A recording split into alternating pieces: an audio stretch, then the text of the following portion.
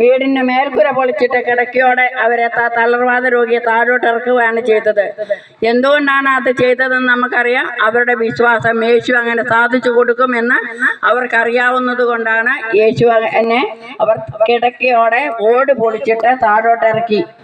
അത് കണ്ടിട്ട് പരിസേയരെല്ലാം പറഞ്ഞതാണ് യേശു പാപങ്ങൾ ക്ഷമിക്കപ്പെട്ടിരിക്കുന്നു, അല്ലാണ്ട് നിന്റെ രോഗം മാറിയെന്നല്ല യേശു പറഞ്ഞത്. ആ തളർവാദ രോഗിയോട് നിന്റെ പാപങ്ങൾ ക്ഷമിക്കപ്പെട്ടിരിക്കുന്നു, കിടക്കയും എടുത്ത് വീട്ടിലേക്ക് പോകുക എന്ന് പറഞ്ഞപ്പോൾ അവിടെ ഇരുന്ന പരിസേയർ ചോദിച്ചു, നിനക്ക് എന്തുകൊണ്ടാണ് ഈ അധികാരം? നിനക്ക് ആരാണ് നൽകിയത്? പാപങ്ങൾ ക്ഷമിക്കാൻ നിനക്ക് അധികാരം നൽകിയിരിക്കുന്നത് ആരാകുന്ന? അത് യേശു ക്രിസ്തു എന്ന് പറയുന്ന ഒരാളെ ഉണ്ടാവുകയുള്ളൂ എന്ന് അവർക്കറിയത്തില്ലായിരുന്നു. തളർവാദ രോഗി ഇടകേനെ കിടക്കയും എടുത്ത പാപങ്ങൾ ക്ഷമിക്കപ്പെട്ട യേശുവിനെ അനുഗമിച്ചു. അതുപോലെ തന്നെ ശവക്കല്ലറയിൽ കിടന്ന ഒരു പിശാച് ബാധിതൻ യേശു വരുന്നത് കണ്ടോ ശരീരം മുഴുവൻ മരണമാക്കി കല്ലും കൊണ്ടും ശരീരം മുറിപ്പെടുത്തിക്കൊണ്ടിരുന്ന മനുഷ്യനാണ്. അത് യേശുവിനെ കണ്ടപ്പോൾ യേശുവിനെ അലറിക്കരഞ്ഞു ചോദിച്ചു, നീ എന്തിനാണ് എൻ്റെ കാര്യത്തിൽ ഇടപെടുന്നതെന്നാണ് ചോദിച്ചത്. പിശാചുക്കൾ പോലും യേശുവിൻ്റെ കാര്യത്തിൽ ഇടപെടുന്നുണ്ട്. പിശാചുക്കൾ പോലും യേശുവിനെ കാണുമ്പോൾ ദൂരെ അകന്നു പോകുന്നു.